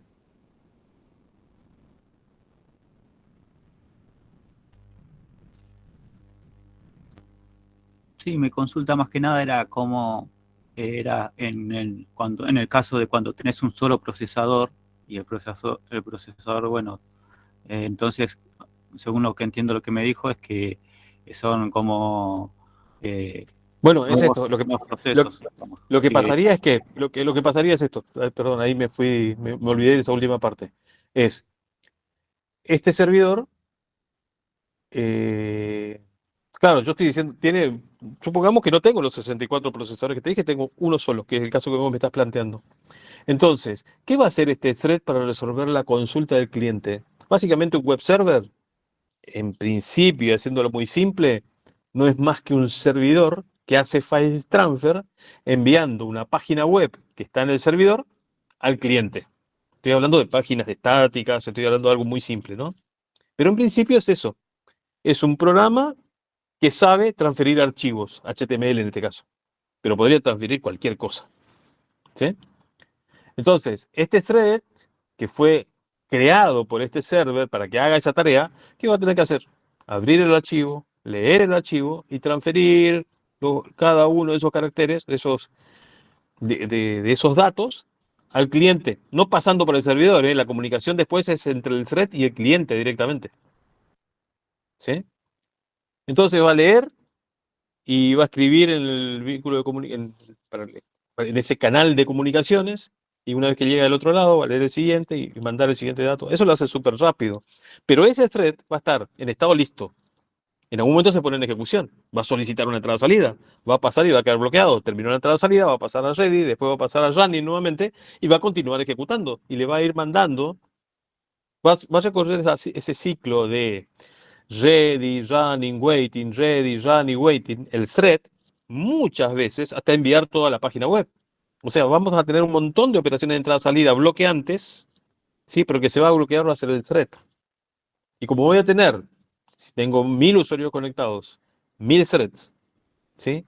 Todos esos threads en un momento, uno solo va a estar ejecutando, el resto va a estar en waiting y algunos puede ser que estén en running, ¿sí? Y el sistema lo que va a hacer es multiprogramar y dirigiendo al cual thread le toca ejecutar a continuación. Y yo voy a pensar, ¿sí?, de que están ejecutando todos a la vez. Y es mentira, todos comenzaron, por ahí ninguno terminó, y todos van avanzando hacia el fin. ¿Ah? Y yo creo que ejecutan en forma simultánea. Pero como tengo un solo procesador, es imposible la simultaneidad. Es imposible el paralelismo a nivel de procesamiento. ¿Ok? Lo que voy a tener es la posibilidad de, se dice, multiplexar el uso del procesador entre todos esos threads y todos van a ir avanzando a la vez, un poquito. En cada vuelta de esta de running, ready, running, waiting, bueno, cada vez que tenés running van a avanzar. ¿Se entiende? Entonces, sí, y haciéndolo, sería imposible de implementar haciendo fork, digamos, el trabajo ese, ¿no? No, no, no. Acá estoy hablando de un servidor web, ¿no? Cuando Apache se creó en la década del 90, Apache fue un servidor web desarrollado por un organismo que se llama la NCSA en Estados Unidos, que lo desarrolló inicialmente y después lo dejó de fabricar, lo dejó de soportar, ¿sí? Y lo liberó para que todo el mundo lo use. Como fue un buen servidor web, uno de los primeros que se desarrolló, e Internet ya estaba bastante avanzado, digamos, o estaba creciendo a un ritmo espantoso, muchos proveedores de Internet que me permitían hostear páginas y ese tipo de cosas, adoptaron ese, ese web server, ¿sí? Y ese web server se desarrolló en entorno Linux. Se dice que Apache fue en efectiva el que le dio el puntapié inicial para que Linux se super popularice. Entonces una comunidad que se llama Comunidad Apache, tomó ese web server y primero lo siguió, se organizaron como para pachearle, para solucionar los problemas que tenía, y después se organizaron como para desarrollar nuevas versiones, ¿no? Bueno, hoy existe una fundación que se llama Apache y que no solo desarrolla el web server Apache, sino un montón de otras cosas más. Este, bien, en ese tiempo Linux no era un sistema operativo multithread, era un sistema operativo que soportaba procesos y cada proceso podía tener máximo un thread. ¿Ok? Entonces, ¿cómo podríamos tener un servidor que soporte múltiples conexiones, atienda a todos más o menos en forma concurrente y todos crean que están siendo atendidos en forma simultánea cuando en realidad no podría ser si es que tengo un solo procesador? Y si tengo muchos procesadores tampoco lo podría soportar porque si tengo un solo hilo de ejecución, ¿está? Entonces, la manera de implementar fue a través de fork. O sea, el proceso server decía, uy, recibí una petición. ¿A quién le voy a pedir que me ayude? Le voy a pedir a otro proceso. Entonces, él, se suele decir, forqueaba, creaba otro proceso, y el proceso también puede heredar los archivos abiertos del proceso padre, ¿sí? O sea, puede heredar, puede nacer el proceso, porque lo heredó, los archivos abiertos que tenía el proceso padre, o sea, ese vínculo de comunicaciones con ese cliente, ¿ok? Y a partir de ahí, el proceso hijo podía comunicarse con el cliente y resolver lo que el cliente necesitaba, ¿sí? Pero en ese caso, como no tenía la plataforma, no tenía el soporte para tener threads, lo que tenía era muchos procesos y cada proceso con un único thread. Ahora, existe una diferencia terrible entre crear un proceso nuevo, o sea, si este proceso necesita crear otro proceso, todo este espacio de memoria, todo el código, todos los datos, qué sé yo, tienen que volver a asignarse, tienen que volver a crearse, tiene que aparecer un nuevo proceso en el sistema. En cambio, crear un thread es, desde el punto de vista del costo que tiene para el kernel, es una operación mucho más liviana, ¿sí? Si vos tenés que crear de golpe 1000 procesos, para hacer 1000 cosas, te conviene, si tenés multithread, crear 1000 threads, porque funciona muchísimo más rápido la creación de thread y al final de cuentas podrías lograr lo mismo, ¿sí? O sea, la respuesta sería, sí, antes se podía hacer, pero el servidor se apoyaba en la creación de nuevos procesos, ¿sí? Ahora se hace mucho más eficientemente con la creación de threads. Ahí está, bueno, muchas gracias, profe. Bien, a ver si puedo ver acá, porque acá se puede mostrar mucho más datos de lo que habitualmente vemos. ¿Qué dice acá? Uso de CPU, pero no, esto no me sirve. Bueno, acá hay una forma de cambiar las columnas que no me acuerdo cómo era. Supongo que será en un lugar que diga vista, actualizar, agrupar por tipo, expandir todo. ¿Qué será? No.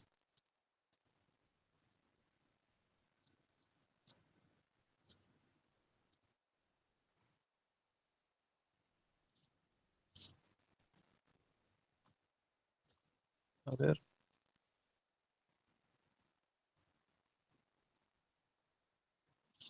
Acá, ¿no? Acá tengo información sobre los procesos, que me dice que estos están en ejecución.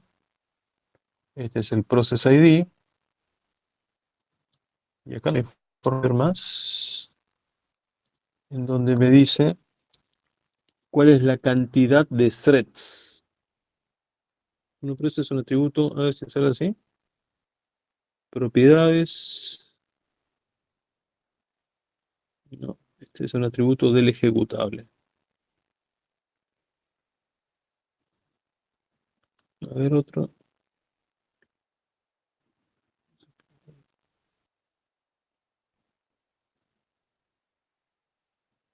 No. Bueno, hay alguna forma de decirle una columna más en donde me dice, che, este proceso tiene tantos threads. ¿Está bien? Por ahí se sorprenderían de la cantidad de threads que tienen los procesos.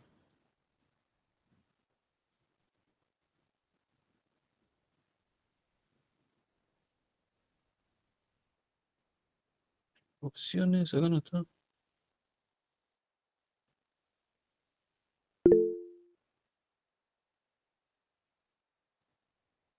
No, esto no tiene nada que ver.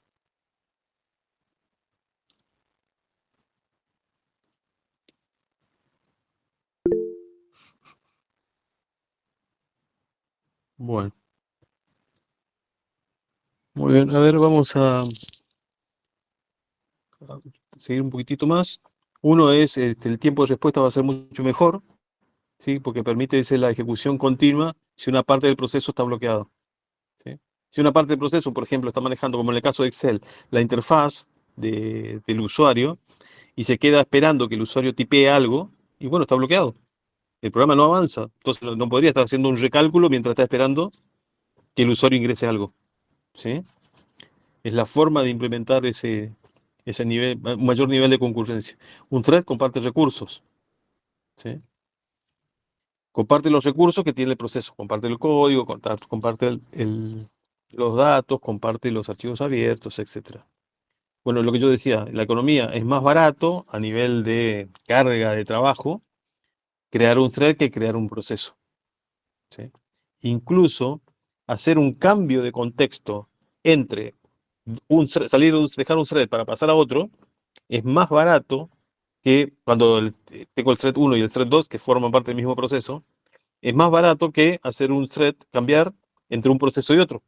Porque, por ejemplo, la información vinculada con los registros que indican en qué lugar de memoria están cargados los procesos, cuando se cambia de un thread de un proceso a otro set del mismo proceso, esos datos de memoria no se modifican. Y la escalabilidad, bueno, dice, los procesos pueden aprovecharse de, de la arquitectura con múltiples procesadores o múltiples core. ¿Está bien? Bien, vamos a hacer un intervalo, si les parece. Bueno, A ver, son y 41 y seguimos a las 21. ok, profe. Excelente.